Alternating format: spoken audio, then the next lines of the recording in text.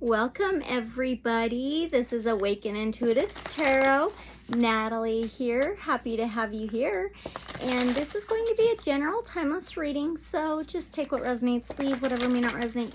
For somebody else who might need to use a message, since it is general, use your discernment. This is the Golden Age Tarot. I always ask and connect to Divine Source Light Creator, guides of love and light only. So be it, so it is. All right, what can we get here for them? Maybe twos are significant for some of you. Twos can be about choices, decisions, free will. Twos can be about bringing things into harmony, balance, unity. One more. Okay, so this is a very different deck. I call it a tarot because it's a tarot, but it reminds me of an oracle mixture or a mix. This unity coming together, tarot and oracle. Okay, so the first card is harmony in adversity. Remember the two coming together, 26. So this is the 5 of light codes, the 5 of wands. All right, so 26 could be significant. Coming in a harmony, coming in a balance after hard work, some kind of challenge or conflict. The 5 of Wands is a Leo card. Leo's the lion, fire, and rules the 5th house of the heart. Pleasure, perseverance, and fortitude, creativity, the courage. And so this 5 of light codes or wands is usually battle, struggle, tug of war, conflict, conflicting, butting heads, some kind of friction, maybe even arguments, maybe even how you take action. So there's this need to come together, come into balance and in harmony, rest or something. Now you have the number 3 of the major arcana, so holding a lot of energy. The Empress, okay? Naga of the Golden Lotus, that could be super significant to some of you. But the 3 is also like a trinity, a triangle. So moving up, 2 and 3 is a 5. 5s are changes, cycles, transformations, and sometimes challenges and conflicts. So the Empress is actually the divine feminine. Taurus, Virgo, Capricorn energy. So grounding to Mother Earth, Gaia, okay? From a struggle, a conflict, a battle, a tug of war, or some kind of butting head energy. The divine feminine energy, the Empress, can be motherly energy. It's very caretaking, very kind and nurturing. It is very fertile. So this was the 5 of light codes. It looks like light codes in all of these bubbles. So maybe light codes are showing up to you in some ways. Now, this is giving birth to a whole new life. It's like pregnant with all these plans, ideas, inspiration, fertile energy, this new seed, and about to give birth to that. And it's very, very fruitful, very abundant, very prosperous. And it's about the growth. And this reminds me of the womb. So maybe you have been doing some shadow work. Maybe there's been this type of isolation, reflection, introspection, dark night of the soul, and it's been a battle. It's been conflicting. It's been challenging. And now it's time to birth the new, something fruitful and abundant. And it's also very stable and grounded and very caring, kind. And then you have card 51, attune and recalibrate. This is perfect. The 2 of activations. This is the 2 of swords, you guys. So swords is air, Aquarius, Gemini, Libra energy. So air rules over the mentality, the mindset, beliefs, thought patterns. 51 could be significant, or 6. 6 is a divine embodiment of love.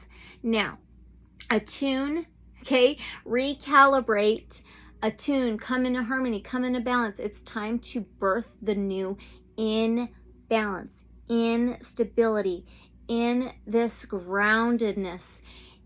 And look at the colors. Maybe rainbows could be significant to some of you. Maybe you're seeing colors slightly differently. And the wings remind me of liberation and freedom. The dragon, the white dragon, okay? This purity, peace, and innocence. This childlike energy. So maybe you're working through something from your childhood. And maybe that's been a battle. Maybe that has been conflicting, maybe even causing arguments or fights or just this internal battle, this womb. It's dark, right? It's the shadow. It's like the void, and it can be a bit scary.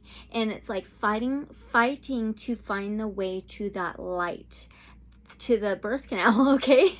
And being birthed in this more fruitful, abundant, fertile life, this energy, childlike. So now we're going to use the Magical Dimensions Oracle. Dimensional. Oh, and this is the second edition. So this is a second edition of yourself that's more aligned, more recalibrated, more in harmony, more harmonious and in unity and connected and aware, maybe even mindful. The Two of Swords, I didn't even tell you, the Two of Swords is a blindfold. It is feeling stuck in the mindset between belief systems and thought patterns. It can be the monkey mind. It can be feeling blocked at a standstill, at a roadblock, a crossroads, at a stop sign, and needing to make a decision. Okay, so there's this decision. We all have free will. All right, now let's pull from the Magical Dimensions Oracle. How funny. See this, this Golden Age Tarot is so like an oracle as well. I love it.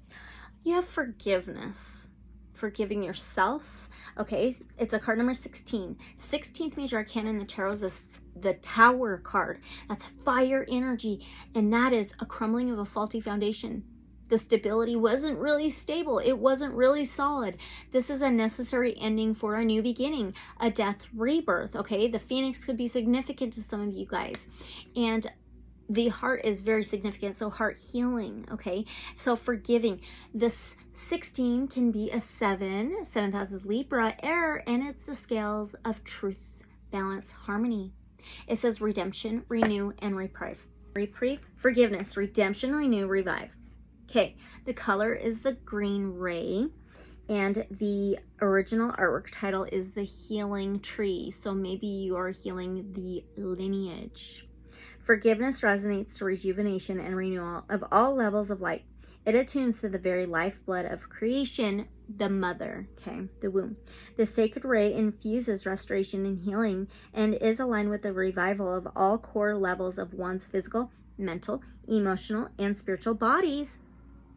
It represents the very essence of Mother Earth. We got Mother Earth's card, right? And her therapeutic powers of rebirth and endless regeneration. You are always embraced and forgiven by Mother Earth's generosity. You may require a time of rest, relaxation, and rejuvenation. The rest after the battle, okay? The conflicting, challenging, hard work, the butting heads, all of that. It's time for the rest. It's like you were just going through the birthing pains, okay? And then you're about to see again. Look at the face in the tree. Reevaluate your life and all that has transpired, as changes will be forthcoming. Know that taking this time out is necessary and all will be well. It's also a time for forgiveness. Forgive yourself and also forgive others so you can progress forward with a fresh outlook. You may need to release some emotional baggage before the new energies can come forth in your life. Companion crystals is the Gaia stone and chrysoberyl, and companion essential oil is evergreen blend.